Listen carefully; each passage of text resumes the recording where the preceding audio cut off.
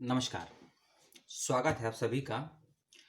और आज के वीडियो में मैं आपसे बात करूंगा अपने गुरुवर, अपने आचार्य, अपने मार्गदर्शक, जिनकी बुद्धि से, समझ से, ज्ञान से जो कुछ भी मैं 1% भी सीख पाया, आज मैं उनकी बात करूंगा। क्योंकि मैं कुछ बोल लेता हूँ आपके समक्ष, कुछ लिख लेता हूँ, कुछ सूचनाएं शेयर कर देता हूँ, और जब मैं यूट्यूब पर नहीं था, फेसबुक पर था या कुछ छोटे मोटे मंचों पर था, कुछ विश्वविद्यालयों में था, अपनी बात रखता था वाद विवाद की श्रेणी में।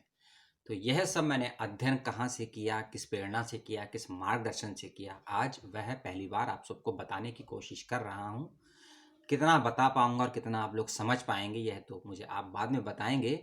और शायद मेरे यूट्यूबर में से अधिकांश यूट्यूबर इस व्यक्ति विशेष, आचार्य, साइंटिस्ट, वैज्ञानिक को जानते होंगे, या फिर अच्छे से शायद नाम तक नहीं सुना होगा कहीं भी। क्योंकि आज मेरे गुरु जी का जन्म दिवस भी है और मृत्यु दिवस भी है। जी हाँ, आपने सही सुना, आज उनका जन्म दिवस भी है और आज उनका मृत्यु दिवस भी है। और आज है 30 नवंबर। मुझे 5 वर्ष भी पूरे हो गए हैं जब मैंने चप्पल या जूतों का त्याग कर दिया था। आज उसके 5 वर्ष भी हुए हैं। और मेरे गुरु, मेरे आचार्य, मेरे मार्गदर्शक की यह 10वीं पुण्यतिथि भी है। जी हाँ, उनको भी 10 वर्ष हो चुके हैं मृत्यु को प्राप्त किए हुए, पुण्यात्मा को।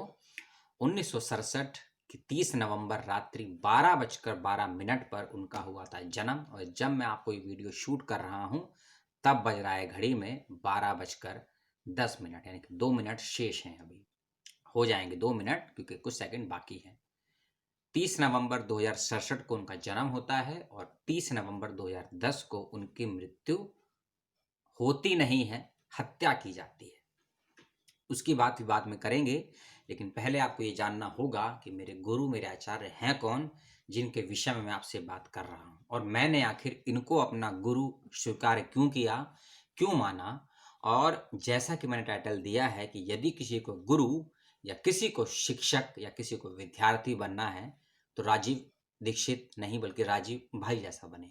क्यों बनना है, आखिर क्या उनमें योग्यताएं थी, क्या उनमें क्वालिटीज थी, और क्या उनकी स्किल थी जिनसे मैं आकर्षित हुआ। और मैंने कुछ वर्षों तक काम भी किया, उनके कार्य क्षेत्र में जाकर उनके अंडर रहकर काम भी किया। तो क्या ऐसा मुझे सीखने समझने को मिला कि आज तक भी मुझे उनसे बेटर तो छोड़ दीजिए, उनसे 0.5% वाला भी कोई व्यक्ति विशेष प्राप्त नहीं हुआ है, जिसे मैं कह सकूं कि मेरे जीवन की राह बदल दी, या मेरे को कुछ नई दिशा दी, या जो भी मैं थोड़ा बहुत सीख पाया मुझे दिया उन्होंने। उनका नाम है, सरनेम नहीं लगाते थे, वैसे दीक्षित थे, लेकिन पूरी दुनिया, पूरा समाज उनको राजीव भाई के नाम से जानता था। पीएचडी थे फिलीपींस यूनिवर्सिटी से, बीटेक किया इलाहाबाद विश्वविद्यालय से, और एमटेक किया आईआईटी कानपुर से। कुछ वर्षों तक सीएसआईआर में काम किया, सीटेक के अंदर प्रोजेक्ट में, और यूनिवर्सिटी ऑफ फिलीपींस में भी कुछ प्रोजेक्ट्स पे काम किया। आखिर क्या था उनके अंतर्गत कि अपने उस छोटे से जीवन में, जी हाँ, बहुत छोटे से जीवन में, या कहें कि लगभग कितना जीवन होता है, 43 ईयर्स, 43 साल की उम्र में कॉलेज बीटेक करने के बाद अपना पूरा जीवन देश समाज की व्यवस्थाओं को समझने में और उसके खिलाफ हो रहे षड्यंत्रों को उजागर करने में पूरा जीवन लगा दिया। और जो भोपाल गैस कांड होता है, आप सभी जानते हैं, दिसंबर के माह में जो हुआ था, उसकी गैस कांड की त्रासदी को लेकर उनके मन में ज्वाला जगती है कि इस देश में जरूर कुछ हो रहा है, उसके खिलाफ या उसके अगेंस्ट बोलने की जरूरत है। तो वहां से पैदा होते हैं राजीव दीक्षित, या कहें राजीव भाई। आज उनकी है जन्म तिथि और पुण्यतिथि। आज मैं उनकी बात करूंगा कि कई सैकड़ों व्याख्यान दिए, कहीं कई हजारों व्याख्यान दिए, और उनके व्याख्यान यूट्यूबर्स की तरह, या मेरे बड़े बड़े यूट्यूबर जो ट्यूटोरियल चलाते हैं यूट्यूब चैनलों पर, आधे पौने घंटे के नहीं हुआ करते थे। बेहद लंबे व्याख्यान होते थे, और प्रामाणिकता के साथ अपनी बातों को मैं व्याख्यानों के टॉपिक्स भी बताऊंगा। यदि आप इंटरेस्टेड हैं उनको सुनने के लिए, उनको समझने के लिए, तो मैं लिंक भी प्रोवाइड करवा दूंगा। आप उनको ऑडियो में और वीडियो प्लेटफॉर्म पे सुन भी सकते हैं।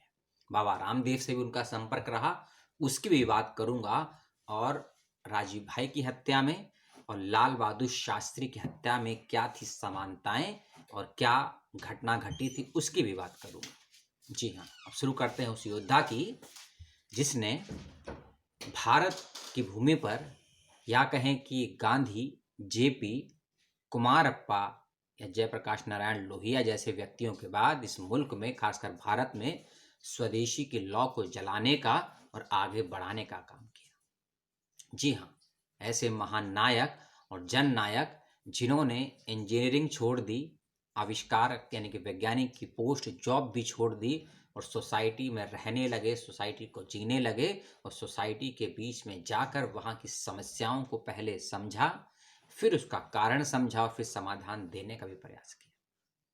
कुछ विषय सुनिए उनके। एक विषय जिन्होंने पे उन्होंने व्याख्यान दिया लगभग 3 घंटे का, कि विश्व को भारत ने क्या क्या दिया है। जी हाँ, विश्व को क्या क्या दिया है। हमने विश्व को सोना दिया, हमने विश्व को ये सिखाया वो सिखाया, लेकिन इसके प्रमाणिकता के प्रमाण उपलब्ध नहीं होते हैं हमको। उन प्रमाणिकता के प्रमाणों को जानने समझने की दृष्टि, और खासकर हिंदी माध्यम के बच्चे और साइंस फील्ड के बच्चे जो इन्वेंशन करते हैं, जो इन्वेंट करते हैं चीज़ों का, या जो रिसर्चर हैं, उस पॉइंट ऑफ व्यू से चीज़ों को रखने के लिए और विथ एविडेंस के साथ अपनी बातों को पुख्ता तरीके से लोगों के समक्ष रखने का ये व्याख्यान आपको बहुत कुछ सिखाएगा कि कौन वह व्यक्ति था जिसका नाम इतिहास में दर्ज है, जिसने लिखा है भारत के बारे में कि एक लगभग लगभग 1 सेंटीमीटर के छल्ले में से 3 मीटर का धान क्रॉस हो जाया करते था, पूरा थान निकल जाया करता, इतना मलमल महीन कपड़ा बनता था। यह किस दार्शनिक ने लिखा है कि भारत का इतना महीन कपड़ा होता था कि 1 मीटर के थान को आप फोल्ड करके मोड़ कर माचिस की डिबिया में रख सकते थे। यह किस दार्शनिक ने कहा था कि भारत में इस क्वालिटी का लोहा बनता है कि जो लोह स्तंभ कुतुब मीनार के पास लगा हुआ है, जिसे हम लोह स्तंभ या अशोक स्तंभ भी बोलते हैं, इतनी बेहतरीन क्वालिटी का लोहा स्टील बनता है कि इस देश का किसान जानता है। यह किस दार्शनिक, किस इतिहासकार ने लिखा और किन किताबों में दर्ज है, इन सब की समझ आपको इस व्याख्यान में मिलेगी। भारत ने विश्व को क्या क्या दिया। और इन्हीं मेरे गुरुवर के व्याख्यानों के बाद मैंने प्रोफेसर डॉक्टर तुलसी राम को पढ़ना शुरू किया, प्रोफेसर अभय कुमार दुबे को पढ़ना शुरू किया, सुंदर लाल जी को मैंने पढ़ना शुरू किया, और ब्रिटिश कंपनियों के जो दस्तावेज थे, भगत सिंह के दस्तावेज थे, गांधी की दिल्ली डायरी थी, भगत सिंह की जेल डायरी थी, उन सब को मैंने खंगालना शुरू किया अपनी अपनी समझ के अनुसार। और फिर कहीं ना कहीं उस स्वदेशी की नींव केंद्र भूमि गांधी को लेकर, बाबूजी, जिनको मैं बाबूजी ही कहता हूँ, गुरुवर ही कहता हूँ, उनको लेकर व्याख्यान दिए।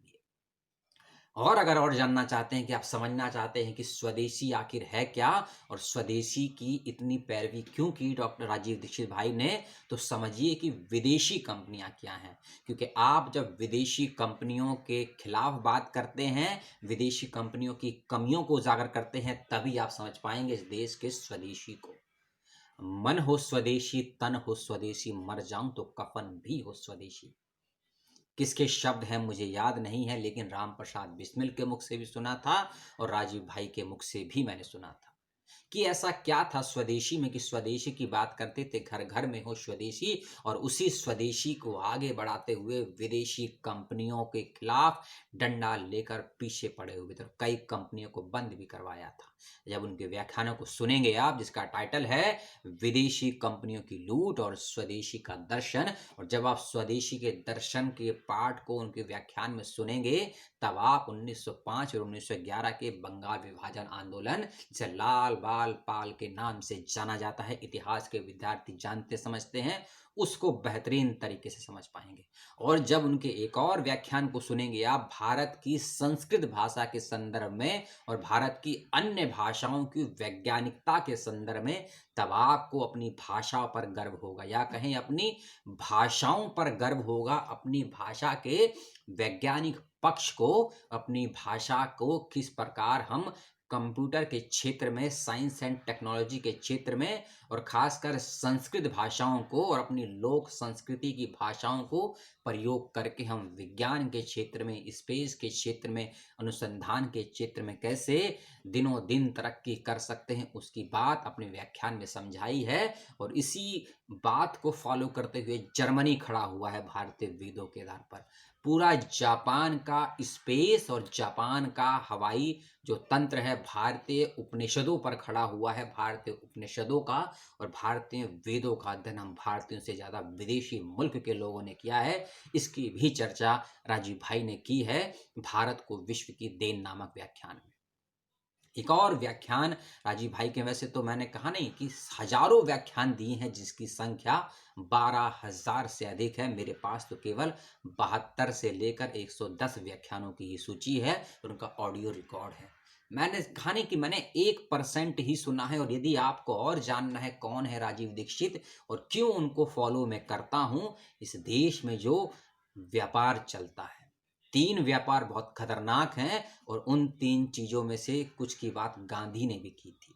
3 व्यापार क्या हैं? एक है मौत का व्यापार, उनका शीर्षक है। उसमें पहले मौत के व्यापार की बात करते हैं वह मांसाहार की, दूसरे मौत के व्यापार की करते हैं हथियार की, और तीसरा मौत का व्यापार है इस देश में मेडिटेशन एंड ड्रग्स का। कि कितना बड़ा विश्व में हथियारों का जखीरा है। अमेरिका की जीडीपी का 50% से ज़्यादा हथियारों से आता है। उस मौत के व्यापार की बात करते हैं और उस अहिंसक प्रणाली के वैश्विक परिदृश्य की बात करते हैं जिसकी बात लगभग महात्मा गांधी ने दूसरे विश्व युद्ध से प्रारंभ करते अपने मृत्यु तक कही थी। उनके बाद नेल्सन मंडेला ने इसी बात को दोहराया और अमेरिका के पूर्व राष्ट्रपति बराक हुसैन ओबामा ने भी दर्शाया। और मार्टिन लूथर किंग को कौन नहीं जानता है, मदर टेरेसा से कौन परिचित नहीं है कि अहिंसा की रणनीति क्या है और इस अहिंसा की रणनीति में यह हिंसा रूपी हथियार किस प्रकार एक वैश्विक माहौल बना रहे हैं। तो उस मौत के व्यापारों में हथियारिक व्यापारों का क्या योगदान है और क्या महत्व है इन हथियारों का, और क्यों इन हथियारों को बढ़ावा दिया जा रहा है और क्यों वैश्विक अर्थव्यवस्था में इन हथियारों का इतना योगदान है। और उसी के साथ साथ बात करते हैं उस मेडिटेशन सेंटर, उस मेडिकल साइंस की भी और उस मेडिसिनों की भी जिसके नाम पर लोगों के खून तक को चूसा जा रहा है। कुछ पैसों की लागत में बनने वाली बेशकीमती दवाइयों को हजारों और लाखों रुपयों में बड़ी बड़ी कंपनियां बेचती हैं और लोग खरीदने के लिए विवश हैं क्योंकि उनके पास विकल्प नहीं है। उनका गोरख धंधे को और उन विदेशी कंपनियों की दवाइयों की संपूर्ण सूची और कौन कौन सी दवाएं भारत में 1980 में बैन की गई थी उनकी सूची, और कौन कौन सी दवाइयां, खासकर 110 दवाइयों की सूची जो जस्टिस हाथी ने 1978 या फिर 98 के समय कमीशन आया था जिसे जस्टिस हाथी ने बनाया, से हाथी कमीशन बोलते हैं, उसके अंतर्गत दर्शाया था कि कौन कौन सी दवाइयों की आवश्यकता भारत में अत्यधिक है। उन सब की सूची क्रमवार तरीके से पब्लिकली प्रकाशित करने का श्रेय किसी को जाता है तो राजीव भाई को जाता है। तीसरे मौत के व्यापार की बात करते हैं जिसका संबंध सीधा वायुमंडल और प्राकृतिक संतुलन से जुड़ा हुआ है, जिसे हम बोलते हैं क्लाइमेट चेंज बढ़ रहा है दुनिया में। प्रतिवर्ष समुद्र का जल स्तर बढ़ रहा है, तितलियां मर रही हैं, चिड़ियां नष्ट हो रही हैं, मधुमक्खियां देखने को नहीं मिलती हैं और सर्दियां भी बढ़ रही हैं, गर्मी भी बढ़ रही है। और इन सब घटना चक्र का संबंध है मांसाहार से, उस मांसाहार की जीवनचर्या से और मांसाहारी वाले लोगों की प्रकृति से, उनके दैनंदिनी से, लोगों के व्यवहार में किस प्रकार का परिवर्तन हुआ है। छोटे छोटे 10-15 साल के बच्चे किस प्रकार के दुराचार में व्यस्त हैं, किस प्रकार के क्राइम में व्यस्त हैं। उन बच्चों की मानसिक स्थिति, उन सब की स्वास्थ्य पर इतना बुरा प्रभाव कैसे पड़ता है मांसाहार के सेवन से और गलत औषधियों के सेवन से बीमार होने के उपरांत, क्योंकि स्वदेशी चिकित्सा व्यवस्था हम लोगों ने नहीं अपनाई है। एलोपैथ से बुराई नहीं है, होम्योपैथ से बुराई नहीं है, मेडिकल साइंस से बुराई नहीं है, लेकिन हर पैथी हर जगह कारगर नहीं हो सकती उसके विकल्प में, क्योंकि हर किसी व्यक्ति की आर्थिक स्थिति एक समान नहीं होती है। इस प्रकार के व्याख्यान भी राजीव भाई ने दिए हैं। एक और व्याख्यान उनका जरूर सुनिएगा, और खासकर यूरोप और पश्चिमी सभ्यता को लेकर।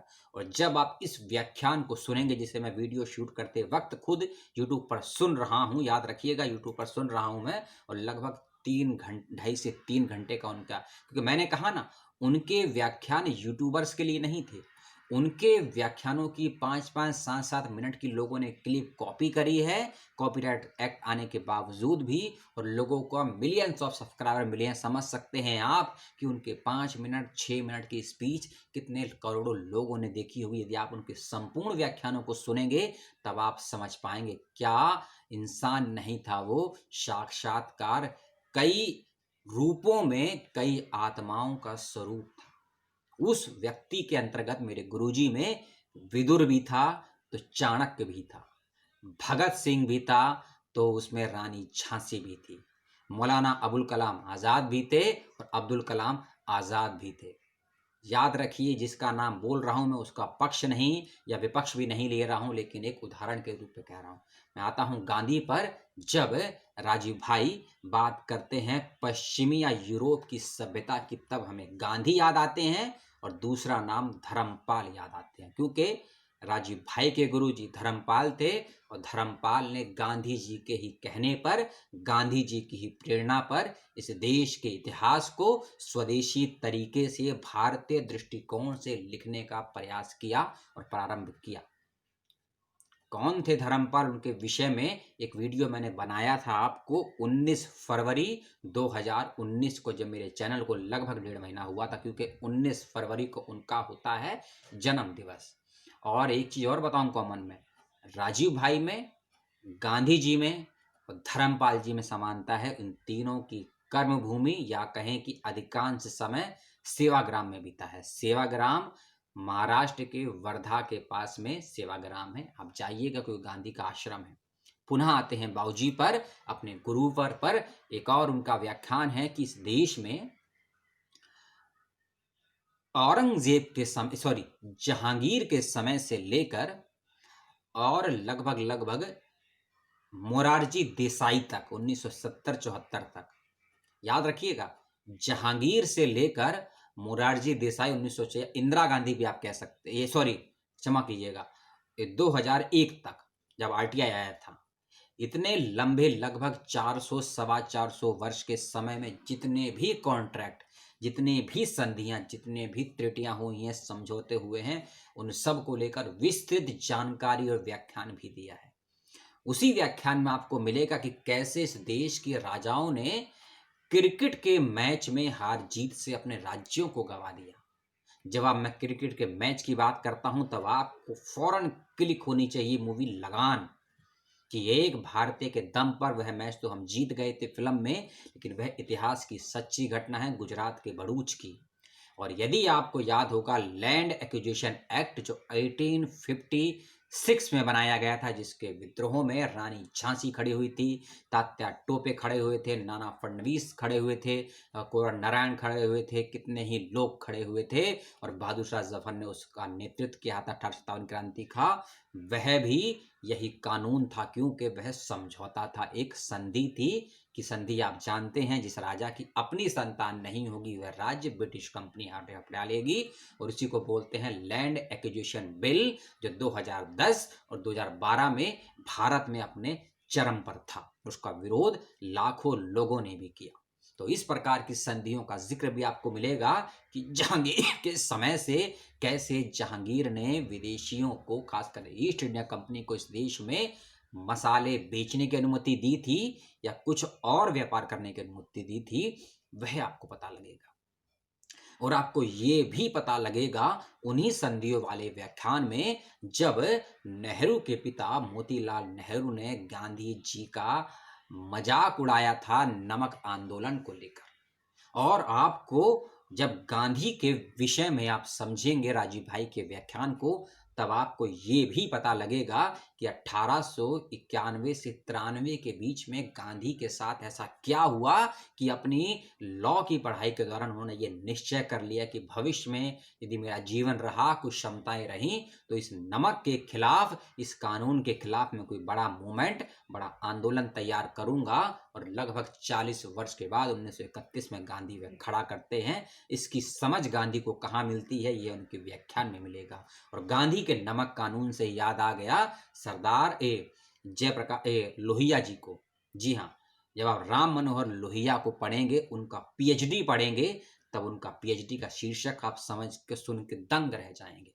उनके पीएचडी का शीर्षक था वही गांधी का नमक कानून। और दूसरी अचंभित बात यह है कि लोहिया ने पीएचडी भारत से नहीं जापान से की। जापान या जर्मनी कोई एक मुल्क है, वहां से की। और समझ सकते हैं कि विदेशी विश्वविद्यालय से एक भारतीय सपूत के कर्म स्थली और कर्म के कार्य की पीएचडी करता है तो कितना बड़ा होगा। और इस सब की भी समझ आपको गांधी को लेकर जो व्याख्यान दिया है, खासकर स्वदेशी और पश्चिमी सभ्यता को लेकर या यूरोप के दर्शन को लेकर, उसको आप सुनेंगे तब आपको समझ बने कि क्या थे राजीव दीक्षित। आग का बारूद रूपी गोला थे, जिसे कोई छूना भी नहीं चाहता था और कोई छोड़ना भी नहीं चाहता था। इसी छोड़ने और छूने की ललक कह लीजिए, चस्का कह लीजिए, अभिलाषा कह लीजिए, उनके करीब आते हैं स्वामी बाबा रामदेव, जो वर्तमान में एक व्यापारी हो गए हैं। क्योंकि मैंने बहुत सुना बाबा रामदेव को भी, और कहें कि बाबा रामदेव के माध्यम से ही मैंने राजीव भाई दीक्षित को सुना, जब आस्था चैनल पर 15 मिनट की केवल उनकी क्लिप आया करती थी, संस्कार चैनल और आस्था चैनल पर 9 से 9:15 के बीच में। तब मैंने उनको सुना और 1857 की क्रांति के विषय में पहला व्याख्यान सुना। और उनके पहले ही व्याख्यान से मैं इतना मोहित हो गया कि एक व्यक्ति अपनी बातों को कहता नहीं है, बल्कि प्रूफ करने के लिए प्रमाण लेकर चलता है, साक्ष्य साबित करता है। और यदि साक्ष्य में कोई कमी होती है तो उसको चुनौती को स्वीकारने के लिए और किसी से भी संवाद करने के लिए तत्पर रहता है। तब मुझे लगा हाँ कि 1872 का जो इंडियन एविडेंस एक्ट बनाया था, उसकी जीती जागती कोई मिसाल है तो वह है राजीव भाई। और बाबा रामदेव की, जैसे मैंने कहा कि ललक, जरूरत और कहें कि फिर रणनीति क्या रही है, उनकी हत्या का आरोप, खासकर राजीव भाई की हत्या का आरोप भी उन पर ही लगाया गया। साबित नहीं हुआ है, लेकिन यह बिल्कुल है कि उन दोनों महान हस्तियों के, क्योंकि आयुर्वेद और योगा को वैश्विक पटल पर स्थान देने का कार्य 21वीं सदी में किसी ने किया है तो नो डाउट आचार्य बालकृष्ण, बाबा रामदेव ने भी किया। लेकिन राजीव भाई की मृत्यु के उपरांत उनकी बॉडी का पोस्टमार्टम ना करवाना, उनकी बॉडी को मृत्यु के उपरांत डायरेक्ट उनके परिवार, उनके घर को ना देना, यह सवालों के दायरे में आता है। क्योंकि यही सवाल लाल बहादुर शास्त्री की मृत्यु के दौरान भी खड़े हुए थे। दोनों की मृत्यु शक के दायरे में है, बॉडी नहीं ली पड़ती है, घर में नहीं दी जाती है, यह होती मृत्यु की। अब इस 22 मिनट की व्याख्यान के बाद आपके मन में बहुत सवाल कि मैंने इन व्यक्ति की पॉजिटिव बातें ही की, क्योंकि जैसा कि मैंने कहा ना आपको, 2007 से लेकर आज तक 13 वर्षों से मैं सुनता हूं। किसी दिन आधा घंटा, 15 मिनट, 2 घंटा कंटिन्यू सुनता हूं। जब मैं दिल्ली में रहा करता 2015 तक, तो एक दिन में 4 से 5 घंटे सुना करता था, चाहे उनके अर्थव्यवस्था को लेकर व्याख्यान हो। और यदि उनकी स्पीचेस के आप 10% वीडियो को भी सुन लेंगे ना, यदि 10% वीडियो को भी सुन लेंगे तो समझ लीजिए आप भारत का कोई भी एग्जाम क्रैक कर सकते हैं। फिर आपके मन में एक सवाल और उठेगा कि आपका कोई एग्जाम क्रैक क्यों नहीं हो पाया, क्योंकि यह सरकारी तंत्र, जिसे हम सिविल सर्विसेज बोलते हैं, उसको लेकर भी राजीव भाई ने 3 से 6 व्याख्यान दिए हैं। कैसे ये सिस्टम और कैसे ये सिस्टम रूपी व्यवस्थाएं, क्योंकि इस देश में इंजीनियरिंग कॉलेज सबसे ज्यादा हैं, मेडिकल कॉलेजेस सबसे ज्यादा हैं, लॉयर्स सबसे ज्यादा हैं, और करप्शन भी अपने गंगोत्री रूपी भारत से ही पैदा होता है। इस देश का किसान मरता है भूखा, जवान मरता है सेना पे, छात्र छात्राएं स्कॉलर मिलकर मरते हैं विश्वविद्यालयों में, और कुछ लोग कटोरे में भीख मांगते मांगते भी मर जाते हैं। जी हाँ, उस दर्द को व्याख्यायित करते हैं सरल शब्दों में, सहजता के साथ, और वह भी जनता की भाषा में, जनता के बीच जाकर। फ्लाइट से नहीं जाते हैं, 5 मीटर या 50 मीटर की दूरी पर माइक लगा के व्याख्यान नहीं देते हैं आजकल के नेताओं की तरह राजीव भाई जी। जनता के बीच में बैठते हैं, जनता के बीच में रहते हैं, कई कई महीनों सप्ताहों तक। जैसे गांधी ने चंपारण सत्याग्रह में गया था कि पहले वहां के लोगों के बीच रहे, गए, वहां को समझा, तब वह सत्ता से टकराए। और जब आप इनके व्याख्यान सुनेंगे राजीव भाई के कानून के संदर्भ में, सिविल सर्विसेज के संदर्भ में, अर्थव्यवस्था के संदर्भ में, भारत की मंदी के संदर्भ में भारत को गुलाम कैसे बनाया गया और भारत में कौन-कौन सी गुलामियों की निशानियाँ थी, उसके विषय में भारत में ब्रेन ड्रेन की पॉलिसी क्या है, क्यों भारत में आईआईटी और आईटीआई खोले गए हैं, उसकी षड्यंत्र, उसकी साजिश को समझेंगे, तब आप समझ पाएँगे इस देश की अर्थव्यवस्था, इस देश के शिक्षा तंत्र, इस देश की राजनीति, इस देश की इकोनॉमिक्स, इस देश के एडमिनिस्ट्रेशन और इस देश के पब्लिक सर्विस कमीशंस के सभी नुमाइंदों, उनके कार्य क्षेत्र को और भारत का इतिहास यदि आप नहीं समझेंगे, अपने वर्तमान को संभाल नहीं पाएँगे और अपने भविष्य में स्वयं आग लगा देंगे। बोलने को तो बहुत कुछ है अपने गुरुवर के विषय में, और जब मेरे फेसबुक पर यदि आप 2 से 3 साल पहले देखते होंगे, तो मैं राजीव भाई के ही फ़ोटो लगाता था। लेकिन जिसका दर्शन, जिसके गुण, जिसका चित्र आपके हृदय मन में होता है, चित्रों से उसे प्रदर्शित नहीं किया जाता है, ये मैं मानता हूँ। लेकिन अल्प समय के लिए चित्र ज़रूर आपके मन में उसकी छवि को उद्दीप्त ज़रूर कर देते हैं, जैसे कि आज ज़रूर कर देंगे। जिसने भी ये 25 मिनट का व्याख्यान सुना है, और मैं श्योर हूँ, 110% श्योर हूँ कि वीडियो खत्म होने से पूर्व ही आप लोग उनका एक-एक व्याख्यान ज़रूर सुन चुके होंगे, इतना मैं श्योर हूँ।